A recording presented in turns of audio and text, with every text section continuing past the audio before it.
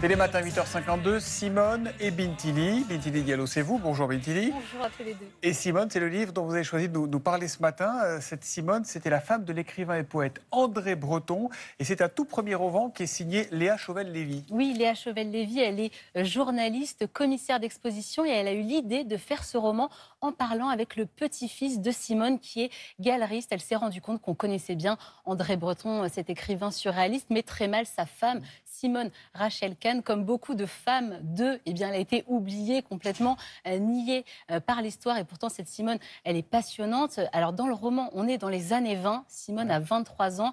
Elle nous vient de la haute bourgeoisie parisienne. Elle est née au Pérou. Son père avait une exploitation de caoutchouc. Et dans ce roman, eh bien, on suit une petite partie de sa vie autour de sa vingtaine. Et notamment sa vie parisienne très riche. Et oui, parce que c'est une fille de bonne famille. Simone, elle lit beaucoup, elle fait du piano, elle tricote, elle passe sa vie dans les librairies, dans les lieux de culture. Elle est bien comme il faut. Dans l'été dansant, elle est très bien comme il faut. Par contre, elle va dans les soirées dada. Thomas, vous savez, ce mouvement dada des années 20 qui va un petit peu tout révolutionner, qui n'aime pas trop les contraintes idéologiques et esthétiques. Et Simone, elle déteste ces soirées dada qu'elle trouve grotesques. Elle s'ennuie et en plus, elle ne va pas très bien parce que je vous le dis, Simone, elle avorte au début de ce livre parce qu'elle est avec un amant, mais ils ne sont pas mariés. On est en 1920, lui, il doit partir en Amérique pour travailler. Donc Simone, elle ne va pas très bien, elle se sent un petit peu seule à cette période. Elle se sent seule, sauf que, et c'est là que se fait la rencontre, elle rencontre André Breton. Et oui, elle fait la rencontre qu'il faut, André Breton, grâce à des amis d'amis. Donc ils se rencontrent d'abord au parc, et puis ensuite ils vont au musée, au café, ils vont danser dans ces fameuses soirées dada. Donc là, bizarrement, les soirées dada, elle commence à les aimer, elle trouve ça un petit peu plus sympa.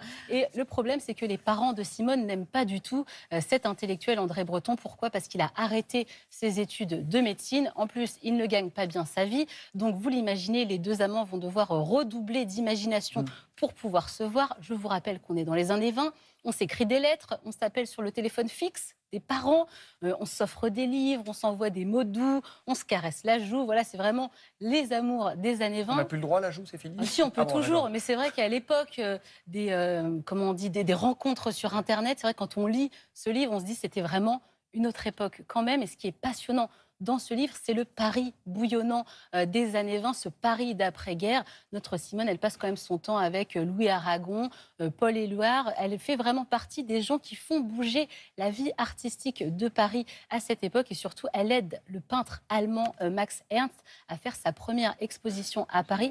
Donc notre Simone, ce n'est pas n'importe qui. Oui, dites-moi, ce livre, ça donne envie de mieux la connaître. Elle a l'air moderne, cette femme, pour l'époque. Elle est très moderne. Et quand on finit ce livre, on se demande où est la vérité. Parce que ce livre, c'est un roman de biographie. C'est un mélange de documents historiques et de fiction, en fait, ce livre. Donc, il y a un petit peu des deux. Donc, dès que j'ai achevé le livre, j'ai été sur Internet, j'ai cherché. Et en fait, notre Simone, elle est incroyable. Elle a été la première à exposer les surréalistes. Elle a été donc ensuite galeriste. Elle a été la première à collectionner du Picasso.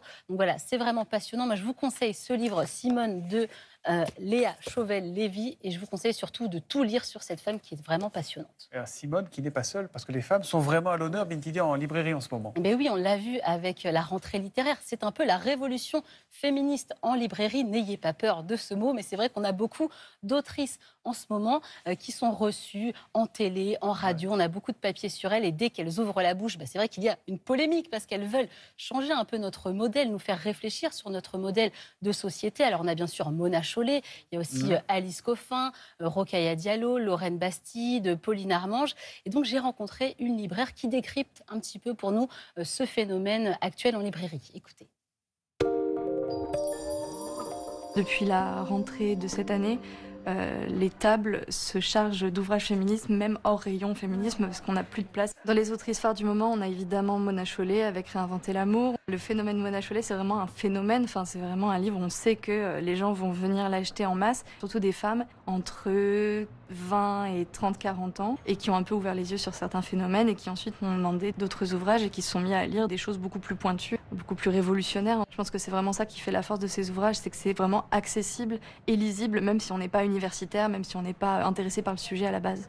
Alors vous l'avez compris, Thomas, Julia, je vous invite à lire ce matin D'abord, ce Simone, donc de Léa Chauvel-Lévy, mais aussi Réinventer l'amour de Mona Chollet, qui nous dit qu'il ne faut peut-être pas vivre sous le même toit. Voilà, c'est une idée. Pas mal, ça m'intéresse. Pour faire survivre. C'est un message le que vous faites couple. passer à la maison ou Pas pas? du Non, tout, d'accord. je suis tout à fait célibataire, Thomas.